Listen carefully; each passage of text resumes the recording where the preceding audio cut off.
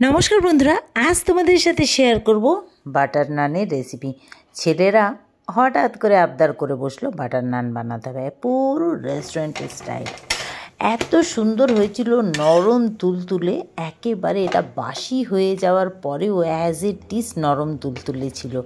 মানে রেস্টুরেন্ট দোকানেরগুলো দেখবে শক্ত হয়ে যায়, না গরম করা অবধি খেতে পারবে না, এরকম ব্যাপার।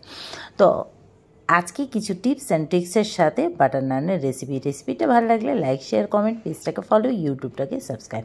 তো এখানে আমি ময়দা নিয়েছি 5 কাপ, আর 2 কাপ আটা দিয়েছি।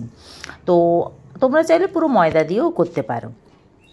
তার মধ্যে দিয়ে দিলাম চিনি, নুন, বেকিং সোডা, বেকিং পাউডার। আচ্ছা, নুন চিনিটা পরিমাণ মতো, আর বেকিং সোডা দিয়েছি 1/2 টিস্পুন, আর বেকিং পাউডারটা দিয়েছি 1 টিস্পুন, আর একটু তেল দিয়ে ভালো করে এটাকে দুধ দিয়ে মেখেছি। দুধ দিয়ে কিন্তু মাখলে তবেই এটা খুব নরম তুলতুলে আর খেতেও টেস্ট হবে। তোমরা যদি দুধ না দাও, লিকুইড দুধ, তাহলে গুঁড়ো দুধ দিয়ে শুধু জল দিয়েও এটা মাখতে পারো। আচ্ছা, আমি দুধ দিয়ে মেখেছি। আচ্ছা, দুধ একটু কম পড়েছিল, তারপর আমি কি করলাম, ওই ছানা কাটানো যে জল সেটা দিয়ে মেখে নিয়েছিলাম, সেটা আর তোমাদের সাথে ভিডিওতে শেয়ার করলাম না। তো যাই হোক, এটাকে মেখে আমি 10 মিনিট রেখে দিয়েছিলাম ঢেকে। তারপর 10 মিনিট পর ফিরে এলাম, একটু বড় বড় লিচি নিয়ে নিলাম, লিচিটাকে খুব সুন্দর করে গোল করে, আর ভিতরের দিকে 4-5টা নিয়ে ভেতর দিকে একটু মুড়ে দিলাম। তারপরে আবার সেটাকে গোল করে এবার বেলে নিলাম। আচ্ছা, আরেকটা কথা বলে দিই, যেটা বলা হয়নি, মানে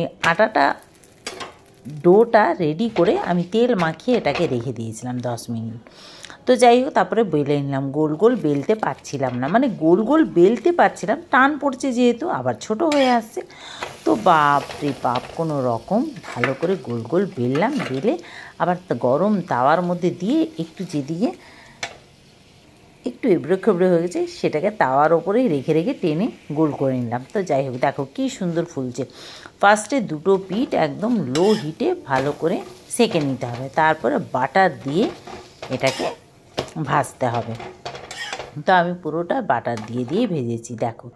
আর কালারটাও কত সুন্দর এসছে না, আর খুব নরম তুলতুলে হয়েছে। তো যাই হোক, এইভাবে আমি সবগুলো করে নিলাম, দেখো কী সুন্দর। আর এটাকে আমি সার্ভ করেছিলাম পনির দিয়ে। তো পনিরটাও বানিয়েছিলাম আজকে। তো যাই হোক, দারুণ হয়েছিল। এটা কিন্তু এমনি নর্মাল শুধুও খাওয়া যাবে খুব ভালোভাবে। দেখো কত নরম তুলতুলে হয়েছে, দেখো একদম সফট। সত্যি বলছি, খেতেও দারুণ হয়েছিল।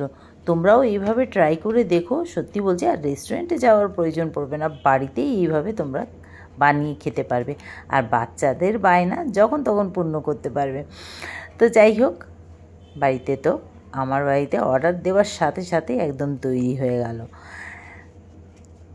তো তোমাদের কেমন লাগলো জানাতে ভুলবে না। তো আজকের জন্য এই পর্যন্ত, আবার আসছি খুব তাড়াতাড়ি নেক্সট ভিডিও নিয়ে। সবাই ভালো থেকো, সুস্থ থেকো, ট্রাই করে অবশ্য দেখো, খেতে কিন্তু অপূর্ব হয়েছিল। আর আমি বাসি একটা চা দিয়ে খেয়েছিলাম সকালে, একদম নরম তুলতুলে ছিল। সত্যি বলছি, দারুণ হয়েছিল। আমি ভাবতেও পারিনি আমি এত সুন্দরভাবে বানাতে পারবো। কিন্তু এই যে সব কিছু পরিমাণগুলো একদম মেজারমেন্ট ঠিক থাকলে দেখবে রেসিপি এমনি দারুণ হবে। চলো।